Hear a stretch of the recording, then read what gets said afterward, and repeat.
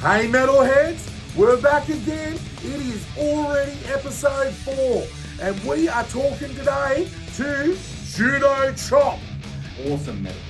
Melbourne, punk, metal, a mixture of a lot of different things. We talk about it with them on the show. But I'll tell you what, they still deserve to be on Simmo Metal because I met up with their bass player Andre and he was like, when can I get a Simmo Metal? And I said, we'll get you on, man. So we organised that. Now, and that's right. Andre was a little bit crook, so he couldn't actually make the interview, but he hooked me up with Aaron the guitarist and Ollie the drummer, and we had a bad chat with them, didn't we, bro? Absolutely awesome. Oh, I actually loved this episode, and I love talking to those guys. So, we talked a little bit about the new Cosmic EP. We talked a bit about their style, where the name Judo Chop came from. It's got a little bit of humour behind it. And we also talked about the fact that there was a lot of different bands that they've toured with that we also know, and we can't wait to see them live.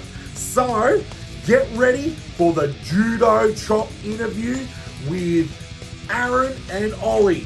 Stay metal, metalheads. Wow! There we go. There we go. How's that? That's perfect. And Although, we've got the multi-cam set up. Hey Aaron, how you going, mate? good yourself? Yeah, been better. Not too Yeah, yeah. I can see. What's that in the background there? You can see a couple of amps in the background there. Oh yeah, got the Peavey in the background. Yeah, Nice. bass in. Yeah, that's the Peavey bass amp, and then we've got the Behringer on the other side. Yeah. All the guitars over on the other side, which you can't see, they're not in it, but they're here. Now I got my Mesa sitting over there in the corner. Oh, nice. Yeah, and there's just a stack of guitars because obviously just sitting in the office in the noise making room. So yeah. I don't think I'd just keep playing them the whole day if I was there. That's what I just keep doing. Yeah, the Mesa's not getting much love at the moment because I've kind of just been using the Fractal FM3. Yeah, right. Yeah, because we're playing all over the place. Yep. And I was just having a jam on that. So yeah, Nice. but it's I thought very briefly about selling the boogie, Yeah, and right. then came to my senses and did not. Yeah, Yeah.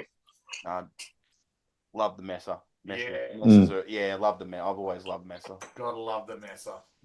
Yeah, well, I've had that. I am the original owner of that Judo Chop because it's one of the 3-channel ones that came out just after, because there's the famous Revision G, right, which is the 2-channel, right? That's the first version of the 3-channel they came out with after the Rev G, right? Yeah, so it's not the multi-watt one, and it was literally the first year of production of those because it was, I think that was 2004. So I've had that amp for over like 20 years. Where are you guys from? Whereabouts? The Hunter area. Yeah, we're out at Rutherford. We're out near Maitland. Okay, all right, yeah. Because the local music store, Billy Hyde's in Melbourne here on Mount Alexander Road. I bought that and bought a brand new. There's no Billy Hyde. There's no Billy Hyde music around here now. No, they used they're all gone. Yeah, they used to be, but not anymore, yeah. Muso's Corner's the only one really now. Oh, okay.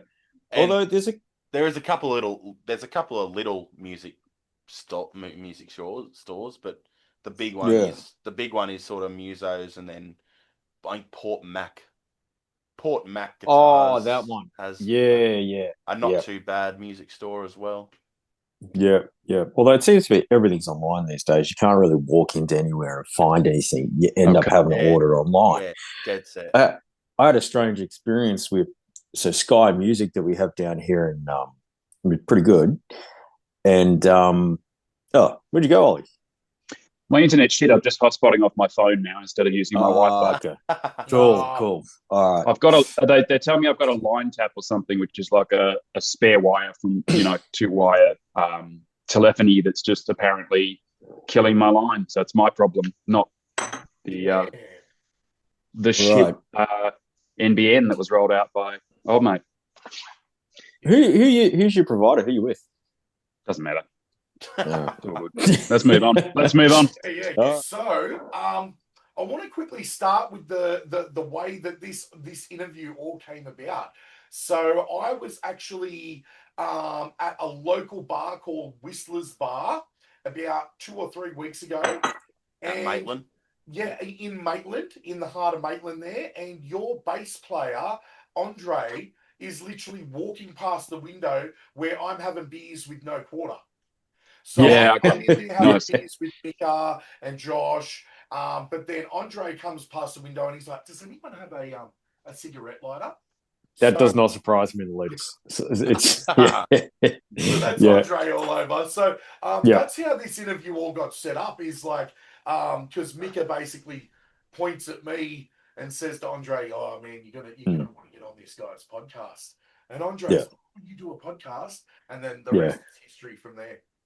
Lovely. Yeah, because Andre actually grew up in Singleton, New South Wales. So very close with those no quarter guys. There's the connection. Darcy's his best mate. Darcy actually mixed our latest EP. Did a ripping job too. Yeah. So yeah. Wow. And that's the Cosmic EP, is it? That's right. Yes. Yeah. He actually did the mix on that. In a little while. Yeah. Nice. Fantastic. So, just as a bit of a warm up, I want to start with what everyone probably asks you every single time. You know what I'm going to say? The name. And even the exclamation mark, all of it. Like, I want to hear, was it a joke? Was it a vibe? Or was it like a mission statement, you know? And how long he has been a band as well. Okay, so that's easy. We've been a band since 2019, officially. Yep. I think Johnny started putting all the pieces together around right at the very end of 2018. And it was things weren't really solidified until 2019. Yeah. So, and then of course, we had that sort of break in between, because COVID happened and stuff like that. So, not that we really had a break, but we just couldn't do anything, So, since 2019, yeah. But as far as the name, I don't know. It definitely sort of more on the humor side, bit of a joke, but it's one of those things where it's like, it's like a conversation that happened, and then you have subsequent conversations, and the joke keeps rolling, and then it just becomes its own thing, and then it's like, so it's kind of hard to pinpoint sort of exactly where it came from. I know, Ollie, you might have a bit of memory off it than me, yeah. Sounds like a fist. I can't think of any of the other names that we might have been spitballing. It was just like, having a chat at rehearsal every time. We didn't have a name. We were just, shooting the shit, saying whatever came to mind and writing some stuff down. But I think a lot of it had to do, with the Austin Powers reference of the Judo Chop, which is where the exclamation comes from. Yeah. Like the exclamation, that's how you have to say it, I believe. We talked about that is exactly what you said. But it was a combination of that and the dude in Sydney in the 70s who used to just eat and piss off from restaurants, and he got arrested, the Democracy Manifest guy. Yes. What's his name? That's more where it came from, and it actually was inopportunistic timing for us, because we were heavily reliant. We were going to use like images of the Democracy Manifest and, get your hands off my expletive, and I see you know your judo well. That's right. And I think it was from that conversation someone just said Judo Chop from the Austin Powers reference style. But yeah, obviously the Chats came out with a whole song called Dine and Dash, just as we were about to do like an EP. Not an EP, I think it was like one of our first gigs was going to have all of that stuff in the media and the flyer. And we're like, oh, okay, that's done for. That is awesome. Yeah. Judo chopping since then. All of my wonders there. I felt like it come from stuff like that. But again, it was one of those things where it's like just having those funny conversations, and it just sort of rolls and snowballs. And now that Ollie's saying that, it's like, it's come back to me there. Yeah, I think it was our guitarist Sam sharing the Democracy Manifest video with the rest of the band who hadn't seen it at that stage, and we were just having a laugh. And Judo Chop came from 6 dudes in a band rehearsal space. That is awesome. That is awesome. I love it. I love it. That's fantastic. So, here's a bit of an outlandish question that sort of plays into that. If Judo Chop was a movie, what movie genre would it be? Oh, action comedy. Yes. Blockbuster action comedy. It's got to be Or would it be martial Well, arts? we're a little Tongue in different cheek. in that we have 3 guitars, slightly, I suppose. I love that factor. That's a big factor to me that blew me away. Yeah. And again, it was another one of those things that was not an intentional mission or an intentional thing. It just kind of happened that way. Yeah, as far as to answer your question, I don't know. It's a bit tricky. I'm thinking in my head the movie Kung Pao, like like martial arts but comedy, or like there was a movie with Chris Farley where he becomes a ninja, Beverly Hills Ninja. Yeah, I could say that. Yeah, because we're all about with having a positive, good time kind of thing, but then still taking it seriously as well. So no, I could say that. Yeah. Oh yeah. So yeah, getting back to the 3 guitarist part. So you've got 3 guitarists, and how do you make that work in your band? Because when I watched how do you make that work? The Fearless video clip, I was like, wow, so much energy, and I can see all of you just giving it 100%. But also I can hear a lot of guitar stuff going on constantly. Yeah. Well, so really what it is that we there's no, and you probably noticed this as well, there's no set sort of rhythm lead sort of situation. Everything just kind of crosses over and mixes together. So and basically, and everything you hear on Fearless, we play live. So everything you're hearing there, aside from the fact that it's obviously double tracked in the recording, everything you hear on that is being reproduced live because we can. Because that is awesome. So for example, Johnny tends to do most of the sort of rhythm tracks because he does a lot of singing, not because he's any less of a guitarist, because he's an amazing guitarist. But it's just he does a lot of singing, right? So he'll tend to do a lot of the rhythm tracks, and then Sam and I will be doing sort of dual harmonies of some description, or sort of intertwined rhythm parts and whatnot. So really it tends to be the case that it's like we'll have a rhythm that's locked in with Andre when he's playing something simple, which very rarely happens because you probably notice the bass lines are out of control. He's doing some crazy stuff. I definitely noticed your bass lines are they're pretty brutal too. Oh man, he's such an incredible bass player. And so it tends to be, so we'll have like a rhythm, and then we'll have like that sort of stereo sound happening with like the dual harmonies and whatnot. And then we just kind of swap and change. Sometimes I'm doing rhythm and Sam and Johnny doing some harmonies, or me and Johnny, or vice versa. So it kind of just swaps around, and it's pretty cool because a lot of the feedback we get when people see us play live is like, I didn't know where to look. There's just stuff going on everywhere. All of a sudden, it's like, that's awesome too. Like if they're like, where you look, means like high energy and off the chart. Yeah, it certainly is an incredible compliment to get from people that the performance aspect of it as well is so enjoyable for them. Definitely. Yeah, it just means that like most artists will have multiple guitar tracks on a recording, but we can recreate all those embellishments live because we've got that many people to be able to do it. So it just makes it much bigger and fuller and more fun. Yeah, definitely. Yeah. So I think that's super cool. I just love it. Yeah, man. Yeah, no, thank you. And I mean, we still we've got a couple of little bits and pieces, like sort of backing tracks that are sneaking into our set now, but they're things that like they just to sort of fill samples. They're basically samples. Cool. Yeah, like because you probably noticed in some of the songs we've got like some vocal samples from various places. So obviously we still do that. I did notice that. Sub drop here or there. Yeah. Awesome. Thank you. It's a good ambient feeling too for all the songs. They give a good energy. Like each song is different. Yeah, well, that was kind of that was sort of a conscious choice to have the EP sort of be a bit of a sort of a listening experience, and sort of have that that introduction that sort of brings you in, and then have all those connective segues and things that sort of flow through. So when you listen to it from start to end, it's kind of there's a vibe. Man, like coming up with the band name's hard enough, but trying to define a set list, it's like, oh, Jesus Christ. Yeah. Also, too, with all your members and that you have, it's awesome to hear, like, sort of no one sounds like they're stepping on each other's toes. Like, The bass isn't encroaching this. Guitars, you can awesome. You can hear sort of there's 3 separate guitars, but you can hear Yeah. But again, still one at the same time, which is awesome. Ollie's insane double kickers. Yeah. And the fact. Yeah.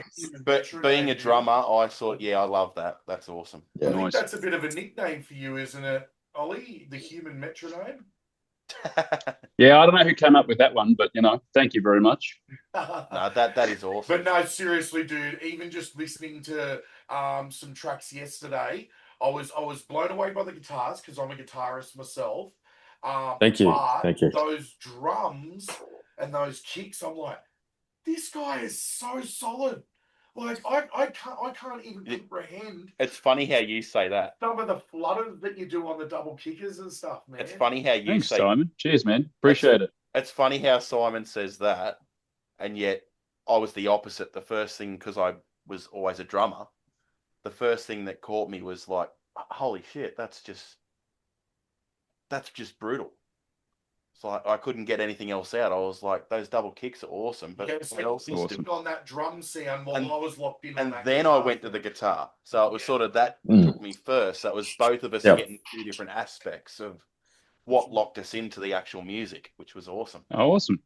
I tell you what, when we recorded those drum tracks, because we originally recorded those drum tracks at Holes and Corners Studio in South Melbourne. Yeah, nice. With Sam Johnson, and that was at the end of 2022, right? So it's taken us a bit of a while to get things sorted on this one. But so those tracks that we did, 2 days. Ollie was in there for 2 days, and he just done it, done in such amazing fashion too. And then obviously, we're very fortunate that we have such an amazing drummer in our band. And so one of the things that we were really conscious of, and we did this with the first EP as well, but very conscious of the second one, was that all those natural ebbs and flows of Ollie playing like a human, we kept in there. And so we spent so much time wrapping our guitar performances around what he did. That's cool. As opposed to just necessarily gritting it sort of thing.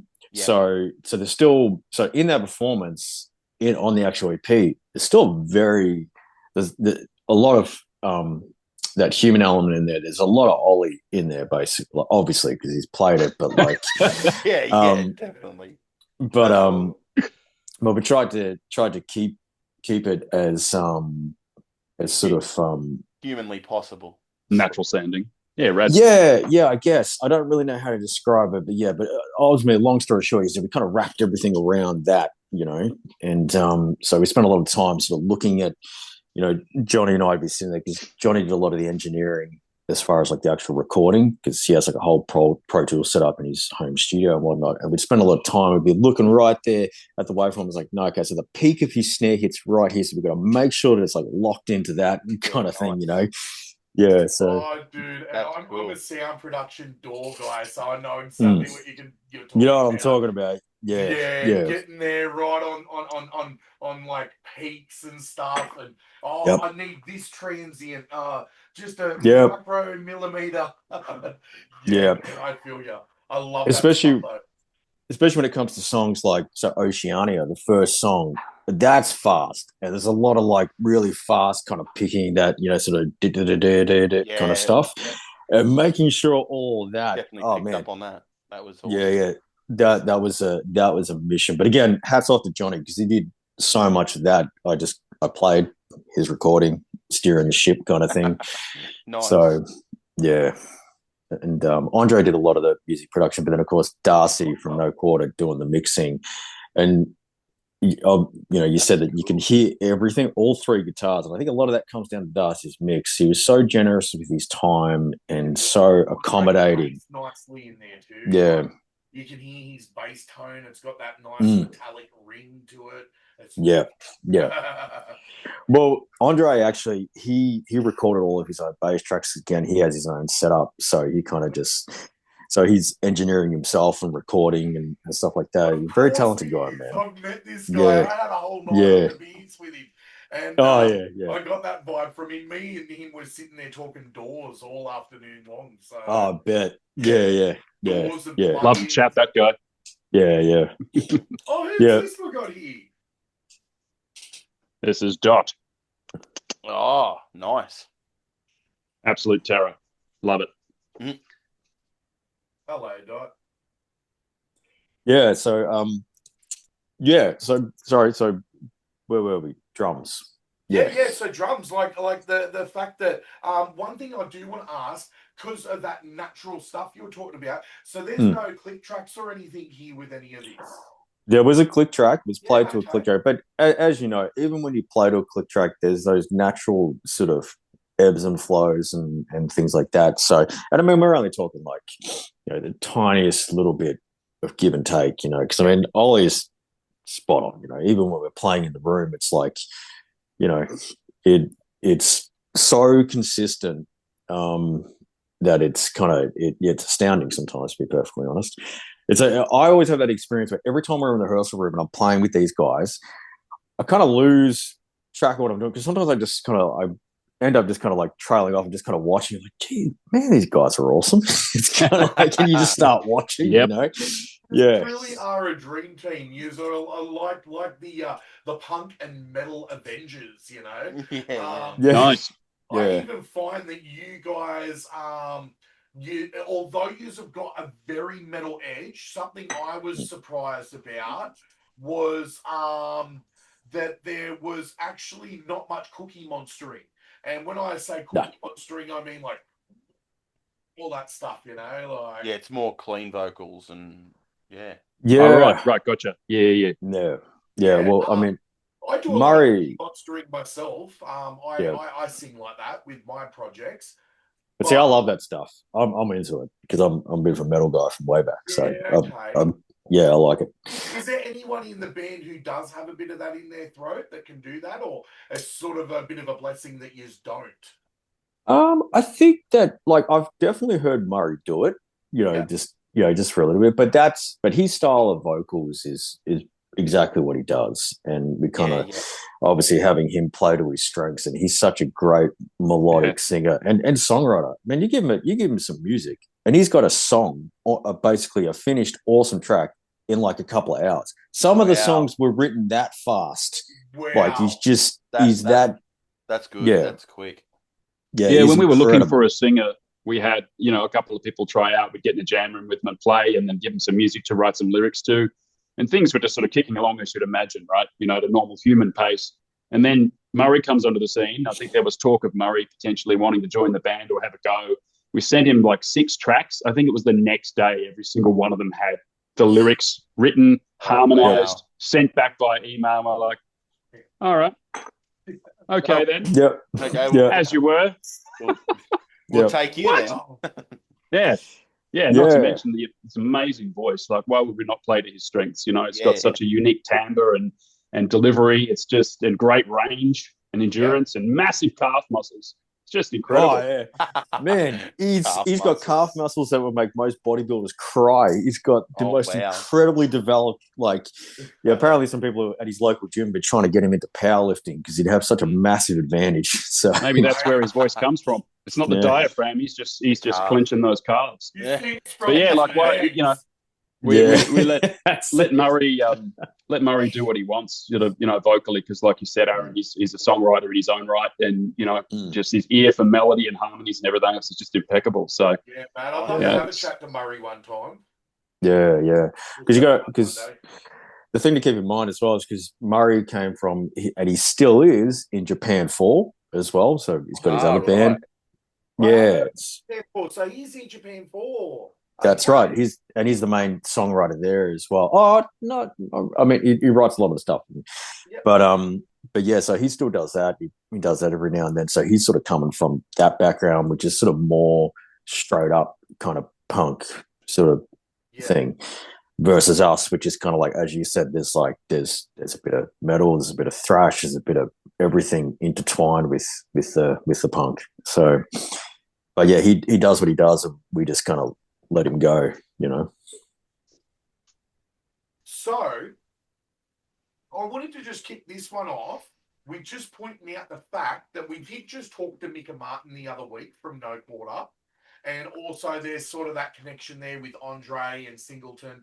I will say I would love to see you guys play together. No Quarter and Judo Chop on a bill together. I think yous are a match made in heaven, those two bands.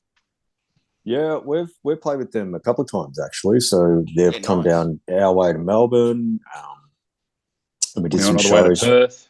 Yeah, we played with No Quarter in Perth. So wow! That was, wow. Yeah, that was really good. We played with them in Bunbury and then also in Perth at a place called Convenience, which is now unfortunately closed down. Yeah, nice. We found out. So definitely. But I think the next part of that is for us to play with No Quarter in New South Wales. So right. I will be there for that one. We will. We do gig vlogs as well. So come to Newcastle or something and do a gig in Newcastle. And well, the last time we played in Newcastle, we were playing with Stone League. Stone League. Yeah, Stone League from Japan. Yeah. So I just didn't want to get their name wrong. Yeah, which they were awesome. Nice. And that was that last year? That was last year, wasn't it? I think it was 2024. It's all a blur. Yeah, I think it was. I know. Yeah, we've actually done quite a few interstate trips now, so it's kind of we've got quite a few behind us now because we actually just did Brisbane, Maroochydore and Coolangatta up there just last weekend as well. Nice. We're about to trek over to Europe as well, so that's going to be fun. That's what Andre let me know. So you mentioned Kitsunavi. Kitsunavi, we're playing with them next weekend on Sunday the 15th at Last Chance Rock and Roll Bar. It's a matinee show, so there's no excuses. Come on down early. I think it starts about 3 or 4 in the afternoon. Yeah. I got to check. They're a weapon too. Oh, they're incredible. We heard them and we're just like, yeah, hell yeah, we're going to do this show. They're awesome. Yeah. So the European tour, is that with correct me if I'm wrong, I remember because me and him were drinking. We were very inebriated. Was it the Refused? Yes. Okay, so what it is that we're playing at a festival in Slovenia called Punk Rock Holiday, which is like I think it's 4 days, over 4 days. They have a warm-up day, which Refused to playing, which is the first time they've played in ages. So I don't know which day we're playing on yet, but we're playing at this festival in Slovenia, which is like it's basically the punk rock Olympics. You know, it's like everybody. Yeah. That's awesome. So, and then we're going to do some shows as well while we're over there. Because, I mean, you're going to go all the way to Europe, might as well do some other stuff. Exactly. While you're over there, you might as well hit a few more while you're at it, eh? Exactly, yeah. So kudos to Johnny and Murray for, organising all of that. The peak of summer when everything's already booked, we get the call at very last minute. Yes, obviously. But, Johnny and Murray just, hustled hard and somehow pulled like 5 extra gigs out of their back pocket. Yeah. And one of it's one of those bittersweet moments too, because they were just going hard, pumping the emails, Messenger, just chasing up everybody. And it was bittersweet because a lot of what we're getting back, because we came at it so late, is that so many people were like, we would love to have you, but everything's booked already. So it's kind of like, so we'll have to do it again at some point, I suppose. Sure. And I will say, I notice the name is getting bigger and you are doing bigger things now. And what I really want to see over the next 5 years is more evolution from you guys, like the EP, but then maybe like another album or an album or something like that. Yeah. I'd love for my band to support you guys. That'd be fucking awesome. Yeah, we love playing. That would be awesome. That would be absolutely awesome. We've got to get up to New South Wales again. But then scene up here. We've been covering a fair bit of it. Yeah. But we're kind of lucky in that because of what we do, we can sort of slot in with like a heavier sort of lineup. If there's kind of a hardcore thing or even like a straight up metal thing, we could kind of we kind of fit a little bit. You know, we're still a bit different, but it's gives us a lot more options as far as the sort of lineups that we put together. Plus, we like playing with different bands. It makes things more interesting for everybody, you know.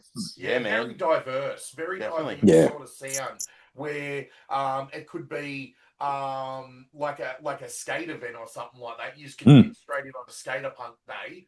But you can also play on a night where maybe the artist Murder is playing for the headliner, you know, like and yous aren't sort of pigeonholed. Yous aren't pigeonholed to sort of one area. Like here's punk rock, or here's thrash metal, or here's this other type. You can sort of slot into different ones, like you said, which is cool.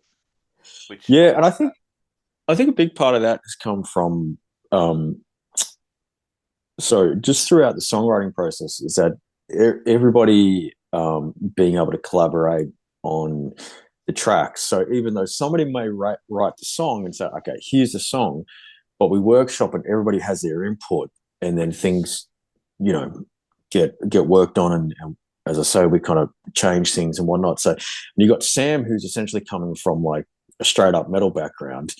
And then me, who's coming from, you know, metal, hardcore, prog kind of background, and then Johnny, who's like straight up punk guy, and then Andre as well, and then Ollie from his background, and then everybody kind of amalgamates, and then that's why I think you get all those different inflections with different styles in there as well. I think that's testament to how collaborative the writing process is, even though somebody may write the song and then we all kind of work it together. So that's awesome. That is absolutely awesome. You can actually hear that. You can hear that in the EP. So actually, that would probably bring me to the EP. I wanna talk more about Cosmic and what it took for you guys to get that all put together. And I also just want to hear about some of the themes of what these songs are about. Well, as far as the themes, you probably notice that when you dig into the lyrics with Murray, what he writes, he writes about very universal experiences and things that I think that a lot of people can relate to. I mean, we've got a track on our first EP, which is about walking home drunk from the pub, a home stretch. So it's kind of like, that's what home stretch is about. That's what home stretch is about. It is literally him walking home from the pub because he's from Colac in Victoria, and I think it was him like directly. Sort of diving into an experience he had walking home from the pub. So there's very, very, very universal themes that everyone can relate to.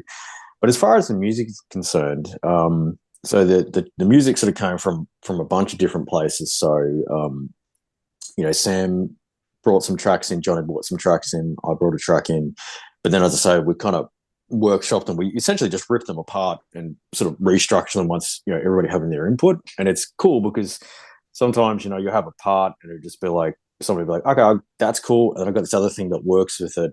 And then once Andre's put his bass to it, that changes things again. And then sometimes like Parasite, for example, that bass intro, Andre came up with that and he showed us that, and we were just like, man, that's amazing. That has to be the start of the song, And so, and then, work goes from there. And then, of course, once Ollie adds his part to it as well, because, I mean, really, like, I don't know, you guys probably heard this saying as well, is that the drums dictate the genre, almost. Whatever the drum is doing, right? And so once Ollie's done his thing, and then it's like, and then you get those epic moments with, like, double kick in Parasite where it's like, bananas. So, so that was sort of the writing process. But then recording it, Johnny essentially engineered it. He recorded most of it. The drums were recorded by Sam Johnson at Holes and Corners, and then the vocals were recorded. And I'm forgetting his name, but he did the Japan 4. Oh, and, okay. Oh, I feel terrible because I've his name has totally slipped my mind. Because I really want to give the guy the credit, and I had to. I probably should check it and see if I can find, because it is written down. Yeah, do that. But yeah, Ollie, if you want to take it just while I find this. Actually, I'll ask you a bit of a question about your drum and Ollie. Is sort of, I want to know a little bit about your gear. What's like your favourite cymbals or like your favourite snares and stuff like that? What sort of stuff do you use? My favourite equipment and what I use are two different things because things cost a lot of money. Yep, of course. But I used to work and manage a drum shop in Melbourne, so I had exposure to pretty much all of the brands and all the different sounds and styles and everything that's there. My affinity for cymbal-wise, is with an Italian brand called Unearthed. They are nice. Very, very unique in the way they actually manufacture their cymbals, and they come from a long line of like church bell makers. Yeah, definitely. So they are. Their awesome. manufacturing process is completely different. They cast the bell into the actual a spinning cast, rotocast, and it makes a massive difference. They're the most musical cymbals and most versatile in the world. Nice. If money were no object, I would definitely have a full set of UFIP cymbals. Yeah, nice. What I'm using at the moment, I've got one UFIP Bionic as a main crash, but it's just sort of hodgepodge. I've still got stuff from years ago.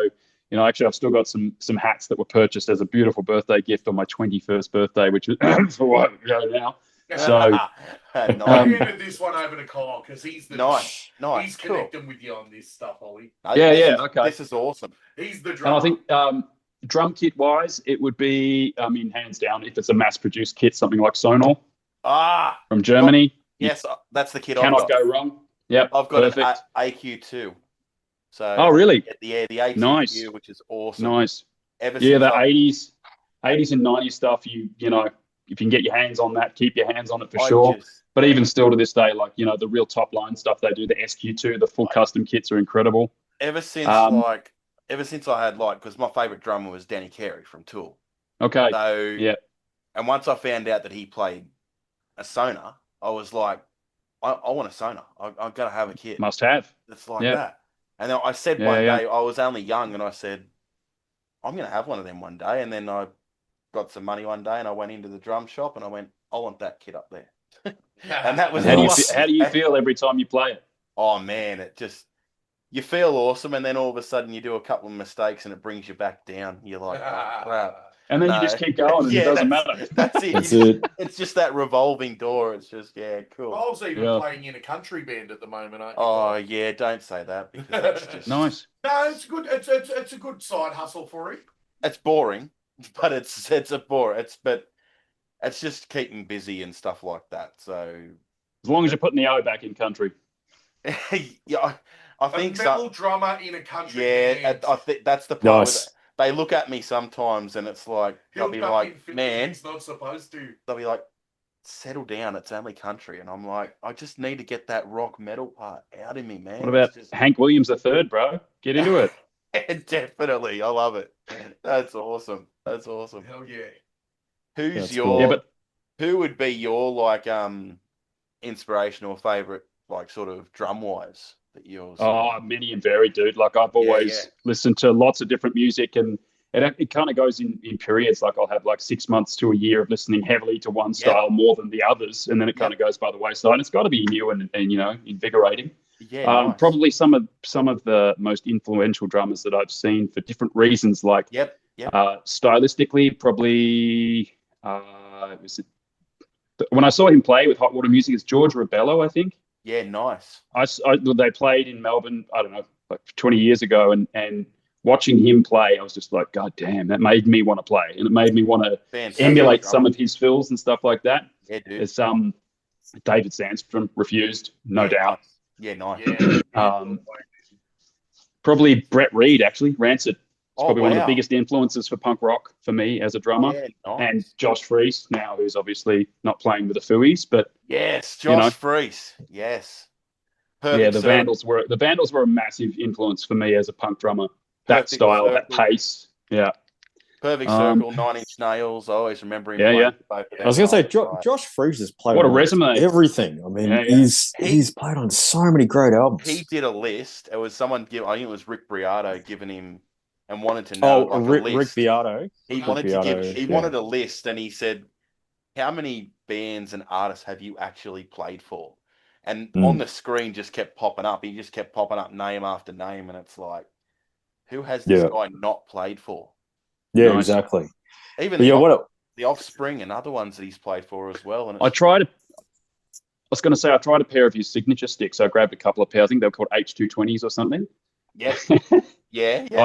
I play with 2 beat wood tips. Yep. And they were just so thin. They were like between a 7A and a 5A. They're really thin. I was just like, God damn, you get so much power out of these bloody toothpicks. He gets power, and you're thinking, I'm going to snap these. This is not exactly. Yeah. Yeah, no, that's awesome. That's absolutely awesome. So definitely, there's probably a massive list more, but there's probably the few that come to mind. Yeah, no, that's awesome for sure. So I was just going to say, it was Andy. That's what Andy Andy Forsman. Yeah, Andy Forsman. That's so right. he recorded Andy Forsman. So he recorded the vocals. Yeah. Yeah, fantastic. Andy Forsman. I'll even see if I can chuck a few of his information down in the description. Give him a shout. Yeah. So Sam Johnson recorded the drums, Andy Forsman did the vocals, and then Judo Chop, so mainly being Johnny recording the guitars, and Andre recorded his bass. But then Andre did a little bit of the engineering of the guitars, but that was mainly Johnny. But then Andre like playing and recording himself at the same time, man. And he's incredible. And he's a very switched on guy. That's the thing. Oh yeah. Like, the moment I met him, I'm like, dude, this dude is smarter than me. And I've done an advanced diploma in sound production. No, he's one of those people. I met him like 2 days after he moved down to Melbourne, because I say he's originally from Singleton, because he and I played in another band together for years. And the moment we met, I was like, oh, he's a good dude. And then I saw him play bass, and I was like, holy shit, like, can this guy play? Yeah. You know what I mean? It's No, he's one of those sort of one in a million type dudes as far as his attitude and his approach to things. Yeah.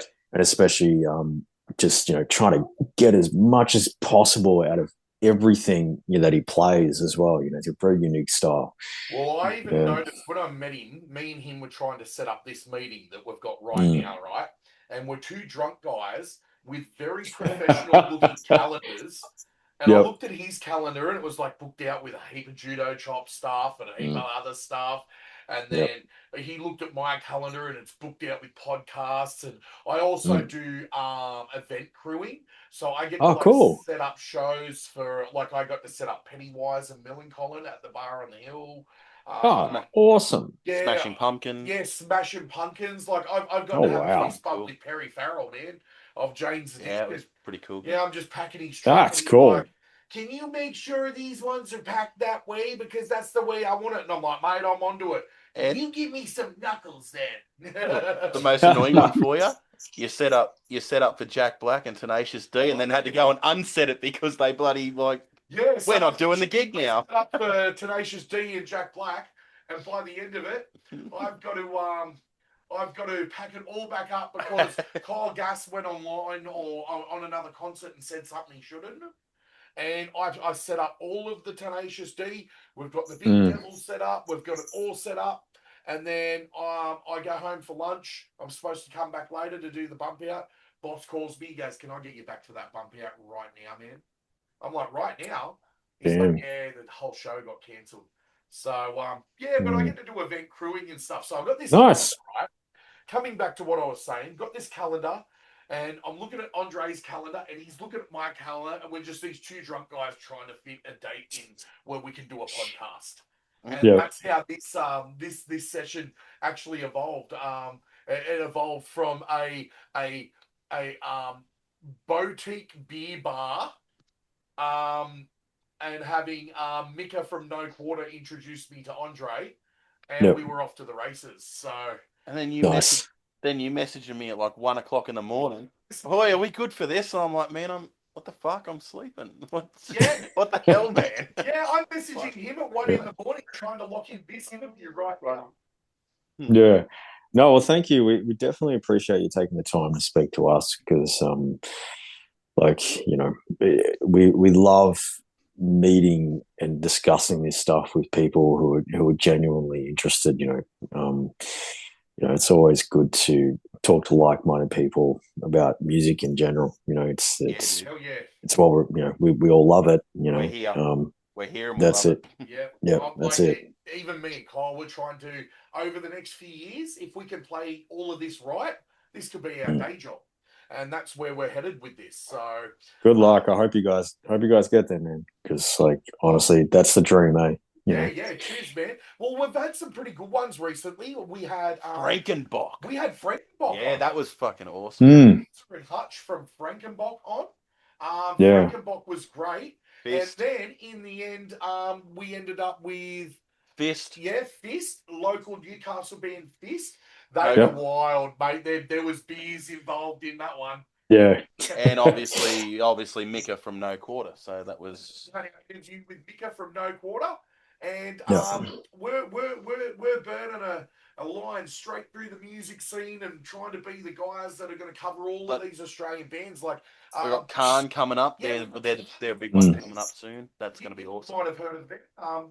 They're a Melbourne band as well. Three-piece Melbourne band. They're sort of like I find them very like Tool, but they're also very like Caius, like real desert stoner rock. Yeah, desert stoner rock. Yeah. Yeah. I'll have to check them out. I'm not familiar. Oh, check out Khan. It suits my They suit my vibe straight away because I love that type of music. So it's like, this is cool. This is awesome. Just go for 7.5 minutes. You can nearly like the whole vibe of the song. Yeah. Just awesome. Sweet. Nice. It's the kind of music you sit back with a spliff too. Oh, if I was into that, I probably would. A couple of bourbon. Have a spliff. I'll be looking at the back of my eyelids. That's it. That's exactly it. That's the same for Kyle. No spliffs for Kyle. No, not now. No more. But no more if anyone ever asks, mate, Simmo is the spliff master. All right, so let's get back to talking a bit more about you guys. Because I think we've only got a little bit of time left, about another 20 minutes left. Sure. I want to talk about your touring and sort of like I want to hear some like mad stories from places you've been and stuff like that. And some bands you've toured with. Yeah, and some bands that you've toured with. Yeah. Yeah, so we haven't actually done any sort of like prolonged sort of tours with anyone. We've done some pretty good support shows. I mean, we were so fortunate to get to play with Wilhelm Scream, and that was awesome. Massive. And then also Ignite. We were very lucky to play with Ignite as well. I love Ignite. That's awesome. That's rad really show. Awesome, bro. That was amazing. Yeah, they were fantastic. Would that be a highlight for you guys? Like those two shows are because we obviously love those bands, especially Wilhelm. Wilhelm's like one of those bands, just like heavily influential in our style, I think. As incredibly, incredibly. But then also probably I might just be speaking for me here, but I think that one of our favorite Australian bands that we really loved playing with was Night Hands. Nice. We've played with them a couple of times. I mean, I'm a little bit biased because I'm sort of really good friends with Lucas as well.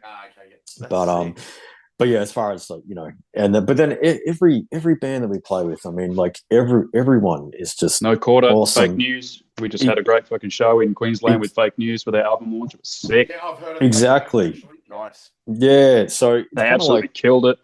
Yeah, they did. Yeah, that show was great. That was really good energy. Good crowd energy. I'll tell you where we won't be playing again. Fucking Bunbury. That place is a shithole. Yeah, I like Bunbury. You like Bunbury? You didn't get Oh. threatened like 2 seconds after stepping out of the venue by like 6 dudes high on ice. Ollie's calling you all "Get sorts of me names. out of Like, No, I'm out of here. I stayed in on that one. Sam and I went and got something to eat. So I think we were Larkies. Ollie's like, "Get me out of here. I don't want to be Absolutely. Seriously. That's why Frenzal have got a song about it. Oh, yeah, Gordy Foreman, by the way. Gordy Foreman is a massive influence, of course, with Frenzal and Mindsnare drumming. What an incredible drummer. Get out of here. Yeah. Speaking of Mindsare, Beltsy. Oh, what a guitarist. Oh, my God. Nice. Yeah. But yeah, I'm probably the wrong person to speak to about that because I'm sort of the boring one. Even like when we just went away, it's like I go find something to eat, I'm gonna go sleep. I'm there. No crazy banter for you, bro. No, not for me. Nah, I mean, like I have a couple of drinks and whatnot. But yeah, I'm sort of I'm pretty low key with that kind of stuff. See Ollie laughing there. Yeah. Any crazy stories from you, Ollie, other than the people trying to harass you at Bunbury? There was a very, very funny incident that involved Murray, the singer, and myself. We went out partying after the last time 3 years ago, I think it was. We went up and played with Fake News up in it was 2022. Sunshine Coast. It was 2022. Time flies. Too long between drinks, that's for sure. We played a great show. We went back to Tim Russ, the singer from Fake News' old house, where he had this massive setup. This garage was like a party central, pool table, video games, loud music, everything. There was heaps of people there. And Murray and I had a very, very good time. And we decided we'd walk back to our accommodation, which was not far, really, a couple of Ks. And we were under the influence of several things. And we came across we came across this house that was like, earmarked for like redevelopment or something. It had a big sign out the front and that, chain link hoarding and fencing. But we could see there was a light on in the house. Like there might have been squatters or someone in there. It was otherwise desolate. And we were like, what's going on in there? So we decided and probably spent about 10 minutes trying to break through a gap in the fence and like the brick letterbox. Finally fall through, cut to shit by all the bushes. And then I turn around and the driveway is completely open. We've just spent 10 minutes breaking into an open house. And so that was like the next 40 minutes, us on the floor, absolutely pissing ourselves. So we broke into an open house. Yeah, that was probably the most rock and roll thing that I can say on a podcast.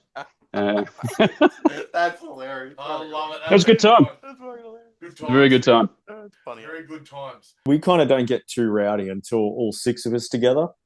And then it's kind of like, and then the jokes just start flying and they just start compounding and snowballing. And by the end of it, there's all these crazy inside jokes that are almost impossible to explain to people. I'll take the dog shit. Yeah, exactly. All right, see, I don't know, but yeah, it's hard. Yeah. So love it. That's awesome. Yeah. I think it's really cool how I was able to meet Andre, and then it's funny, you'll love this. His main prerogative, as soon as Mika told him I'm a podcaster, it was like tunnel vision. He was like, he got his calendar and he's like, so when can we book this, man?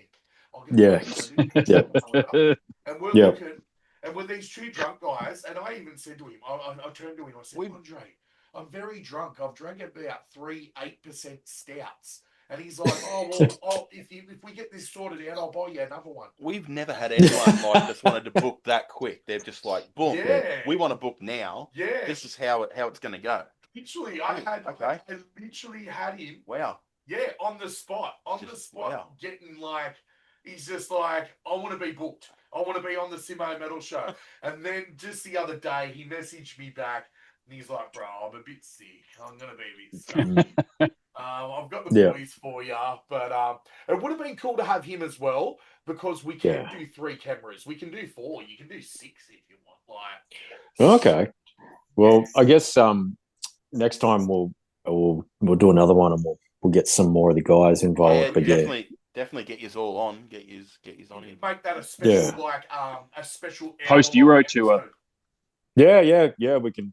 Maybe we'll have some interesting Euro trip. Yeah, that would be stories. Awesome. Come back with. I'll rack up a few more stories for you boys. Yeah, absolutely. Yeah. And then we'll have international ones. He's even got it now. He wants to make some stories straight away, so he can tell us new stories. Yeah. That'll be cool.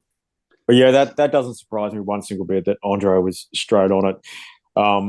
It just kind of, I guess, it just goes to show how focused everybody is on getting this happening, that even in a slightly inebriated state, he still had the wherewithal to go, well, hang on, here's a good opportunity for us to collaborate and support each other and make something happen, And I think that's... And to give you guys good exposure to, at the end of the day, what it's trying to do.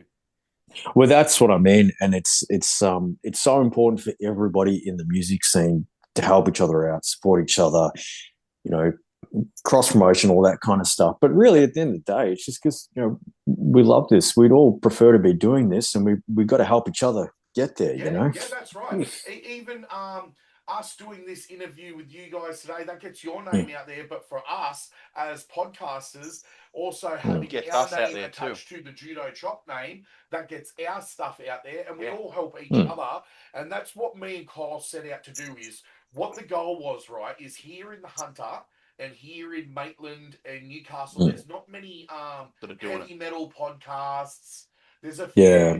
There's another guy called Rowan who's doing Riot FM. From Fist. And then there's another guy named Jai Munchie who's doing like really cool reaction videos. Or your big bands. On, like, the newest band that like he's got a video clip out and he's straight on that. But he talks with Fear Factory and all your other he gets to talk with Fear Factory. He's all I love Fear Factory. Yeah, he's linked up with like getting to interview the bigger bands. He gets to talk to Fear Factory. He gets to talk to Max Cavalera. He gets to do that stuff. But what mine and Kyle's focus was getting bands from the Hunter and Australia more known in the scene and focusing on a podcast that isn't so much about talking to Machine Head. Everyone knows Machine Head. It's like it's about covering bands that are unknown, underground. Yeah, nice. Yeah, and that's what grassroots we really stuff. want to do. We want to shine a light on everything that you guys, No Quarter. Like for example, here's one. I had Azar from Frankenbox say to me, he goes, "I'll tell you what, you're going to Thrashville next weekend, or in June, sorry." And I said, "Yeah, all right." And he goes, "No, you're coming to Thrashville, you'll do a Simmo Metal on it." And I said, "I bloody will." So that's nice. So I'm going to be at Thrashville, and I'll cover that full Simmo Metal style. 28th of June. Yeah, because we've got gig vlogs as well, 28th of June. Yep. So, but we do the interviews with you guys, but we also sometimes go out to shows. So if you guys came here to Newcastle and let us know, we come out to your show, and what we do is we do the Simmo Metal shout outs live on the spot. But then we also film interview you there, and we put some songs up. Usually, nice. Due to YouTube's copyright restrictions and that, I can usually only play like a minute of each song. But that's all right. We understand. We get copyright strikes on our own music from YouTube. I've got my own industrial metal project that I do all by myself, and sometimes I use my Jackal Crow music on Simmo Metal stuff, and then they tried to copyright strike me for my very own music. It's crazy. We've literally, it's happened a couple of times. We're like, this is our music. Why? Yeah. I don't know. I don't understand it. No. It's just the algorithm. It hears the song and goes. Yeah. But I love you guys' style. Thank you. I'll be listening to you a lot more in the future. And Cosmic is added to my Simmo Metal local music library. So what I do is it's on my Spotify. Yeah, on Spotify. I just put straight on Spotify. So I've got a Simmo Metal Spotify playlist, and I put all of you guys Sweet. that I talk to, and we share that playlist. So that's another playlist that yous are on too. It's a weird thing too, because even when it's weird when the guys, like when we had, like, you tell someone, "Oh, I've just done an interview with the guys from like Frankenbock," or it's like, "Oh, now," and when this one comes up, be like, "Oh, we did an interview with the guys from Judo Chop," and it's like they go, "Nah, you didn't do that." It's like, "Yeah, we did." Yeah, we did do that, guys. Yeah, it's just that bit of a surreal sort of moment. To sink in for people, but even when I told people I got a Frankenbock interview coming up, they're like, "Yeah, right," and I'm like, "Mate, I run this shit like a pro." I don't know if you've noticed this when you were talking to Andre, but I send Andre a run sheet. I send him the link. Got all that. Everything's all pro, man. Like me and Kyle, we don't fuck around. But we come across as the laid back people. We also come across as super laid back buddies too. You know, like we are. So. But that's the way to do it, because I mean, like, even with what we do, I mean, we all have, you know, jobs, families. Yep. All of us have kids as well. You know, without getting too personal about things, and it's kind of like work-life balance, isn't it? Music life balance, even. Yeah, but it's kind of one of those things that if you're going to take the time out of your life to do it, you kind of want to do it properly. You know what I mean? Like it's if it's worth doing properly, right? That old saying, you know. So 100% get what you're saying there, which is if you're going to do it, do it. You know, actually, you know, yeah. Actually, so totally get you. Even funnily enough, like I use a little bit of Chat GPT to help me out with my run sheets, helps me get everything together real quickly. But I said to the GPT, I said, imagine if Simmo Metal just did full amateur hour. Like there's no run sheet. I haven't even sent you guys a link into the last minute. You know, you appear on chat and here I am eating my bowl of cereal. Like, what the hell kind of show would that be? That'd be amateur hour. So even Kyle, he'll send me stuff, won't you, Kyle? And you're like, I got this band for us. I've lined up Khan. Or just a little bit of musical context, because you just sort of get talking to people and then you say, hey, do you want to come on this podcast? And then they go, yeah, I'd love to. That's how it was. Just really weird how Khan, the guy Josh from the band, he just sort of like, yeah, dude, we'll come on. We've got to go to Europe and do a tour, but we'll come on. Yeah, they're going to Europe too soon. Yeah, right.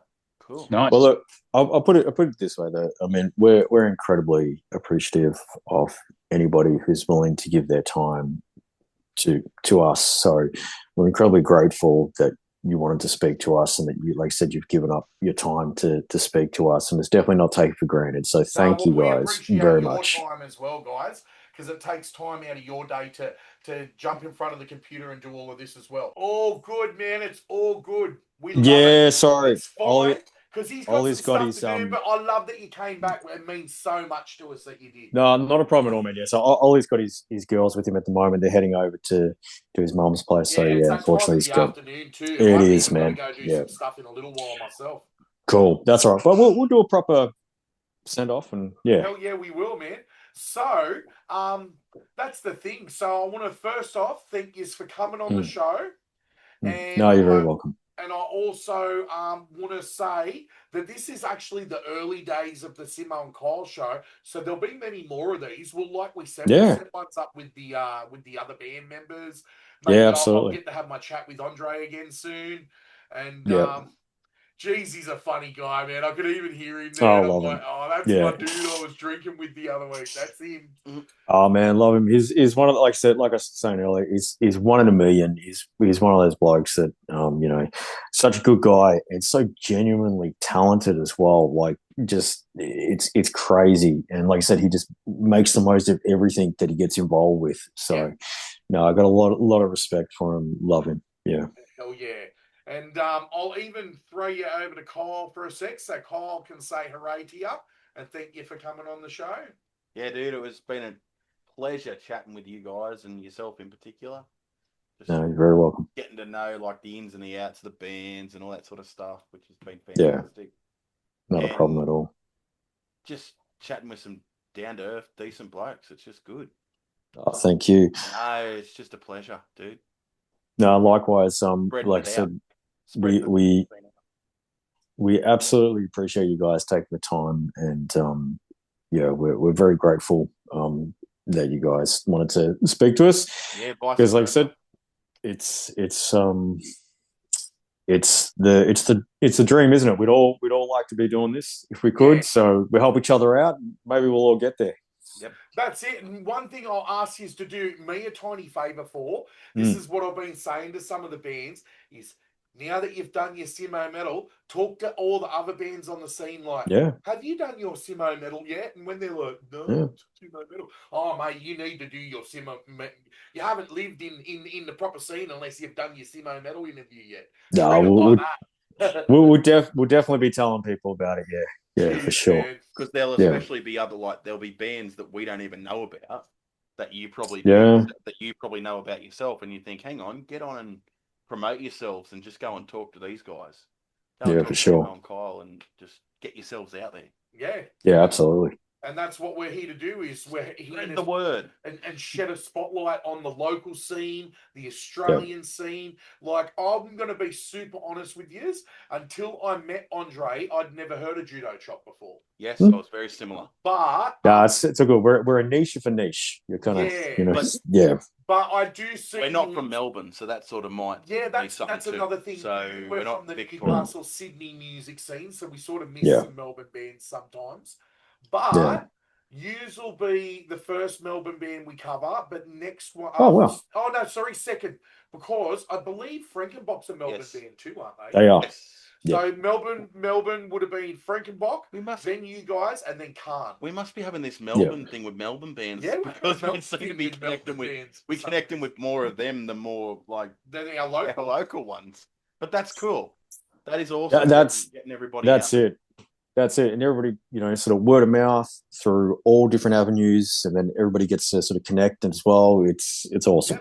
Yep. Yeah. Well, I think there's even going to be a whole heap of local hunter people that may not have heard of you guys until they see this interview with us and yous. So hopefully people in the hunter will start going, oh, Judo Chop. Yeah, I remember them. Simmo Metal, Simmo and Kiel Show. Remember? So, yeah. Things like that. But again, and that's why we're so incredibly grateful that you've taken the time to speak to us as well, because it just, like I said, it all just goes for everybody supporting each other and getting it out there. So well, incredibly thankful. My main goal with you guys next is to get to a Judo Chop live gig for sure. Well, I reckon we're going to be due to come back up to New South Wales at some point. Like, we got to do it because it's been a little while now. So we'll get Europe sorted, and then we'll probably be looking at doing the next thing. Yeah, let's get some Judo Chop. Let's get some Judo Chop. Let's get some Judo Chop in Newcastle. Yeah, we've got to do that again for sure. Yep. Hell yeah. Awesome. Well, at this point, this is all I was talking about. It's just a proper send-off, proper goodbye, where we didn't feel like we got cut off like we did. Yeah, which is absolutely. What Doom will do to you. Yeah. In the future, me and Kyle are doing the whole Zoom thing now. But in the future, when the Simmo and Kiel Show can start bringing in some revenue, at that point I'd go, let's go premium. No more having to cut meetings in half and stuff like that. Or like it might turn into like a podcast, like where it's just full. It could be like more of a podcast in the future, like where it just goes straight the way through rather than having it chopped up. Yeah. Or some radio station might get us and we maybe have our own hour of power Simmo and Kiel Show. Wouldn't that be cool? Simmo and Kiel on Triple J. That would be awesome. I mean, there's that too, but then just even being able to sort of have like a free-flowing conversation without the constraints of time and just let things sort of go, definitely. where they naturally go, and then So no, totally get that. There's a podcast that I've been listening to, the guitarist from Suicide Silence. Nice. Yep. Yeah. Podcast ever, mate. That's how I'm thinking. You awesome, guys man. might sort of end up going in that direction, kind of thing, One thing we've got coming up soon is we're going to be doing one of our first in-studio interviews. So this room. Oh wow. We're actually having a band called I Hate People come in, and they're actually going to sit on the couch and have some beers with us and do it full. So it will be a bit like that, eh? Yeah. Yeah, it will be a bit more like Gaza. So we're actually going to set up the camera with the tripod, and we'll film it all in probably 4K because I can. Oh, nice. Yeah. If I can, I love it. Yeah, cool. because I can. That's it. Look, I filmed a lot of the gig vlogs in 4K, and some of the bands have really appreciated that. I had Hyena and Enforcer reach out to me and say, hey man, that show you filmed for YouTube, can we get those videos off you? And I was like, nice. I can send them to you through like Google Drive or something. And they're like, Google Drive, do that. Cool. So some of the bands that I go to their gig blog, I end up filming like really good footage of whole songs. And they're like, give us that footage, man. So I give them the footage, That's awesome. That's awesome. Yeah. So definitely in the future, if I come to a gig vlog, man, I'll have a whole heap of 4K video for you. Nice. Cool. Well, I guess so do a bit of a send off, and again, thank you guys so much for taking the time speaking to us. Ollie's already ducked out, but that's okay. I'll So it's been great, very insightful, very very knowledgeable. Well, thank you. I mean, I think the next time we get all of us, because you get a bit of a different perspective on things, because obviously you sort of get a bit of info from my perspective, from Ollie's perspective. You know, and then maybe next time we can chat with everybody and that. Like I said, that's where things kind of get a little bit chaotic because you got the 6 guys and the jokes start going, and then You know what? At that point, I'd probably invite you to the studio. We can all have a beer on the lounge, man. Like, you know, I'd even be tempted to text Andre and go, "Come on, man, you're from Singo. At one point, you can come to Rutto." Rutherford's very close to where Singleton is. Okay, 30, 40 minutes or I think 30. Yeah, 30 minutes away. Cool. All right, guys. Well, thank you because I gotta duck out now. You're right. Thanks so much for your time today, Aaron. It's been awesome. Not a problem at all. And No, I'll I just appreciate let you it. all say hooray. It's been awesome, dude. Thank you. Talk soon, hopefully. It's been great. Absolutely. Yeah. All right, and one of my quick sign-offs I always do is I say, this has been the Simmo and Kiel Show. We've talked to Judo Chop today, and stay metal, metalheads. Yeah. Nice. That's how we do All right. it. Nice. Well, thank you again, guys, and we'll speak in the future, and we'll look forward. So you'll let us know when this is ready to go, when this is out, and we can. I'll send all the stuff through to the email. Yep, you'll get I'll notified. probably even send you guys a few little promo cuts of you and Ollie saying you're watching the Simmo and Kiel Show. Yeah, cool. So you Cool. can share that around as well. Yeah, because we'll link it up once it's cool. up, and I'll basically send a little media package to the email. Yeah, cool, awesome. That'd be great. Awesome. Awesome. We only do it pro over here at the Simmo and Kiel Show, mate. No, I love it. Thank you so much for taking the time. Really appreciate it. Yep. See you, All right. Aaron. Catch you guys. Catch you, Cheers. dude. See you, dude. See ya.